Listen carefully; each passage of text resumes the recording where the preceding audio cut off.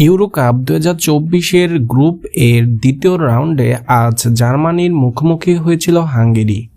বাংলাদেশ সময় রাত 10টায় জার্মানির স্টুয়ার্ট এরিনা স্টেডিয়ামে খেলাটি শুরু হয়।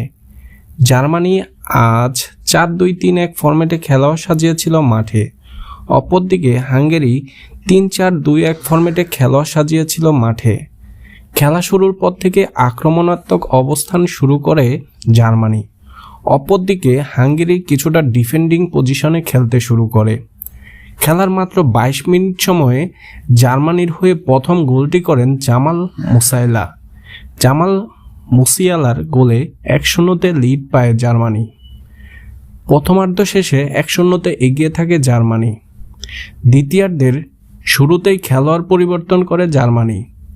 খেলার 67 মিনিট সময়ে এসে গুন্দোগানের গোলে 2-0-তে লিড পায় জার্মানি এবং অবশেষে 2-0-তে বড় জয় পেল জার্মানি।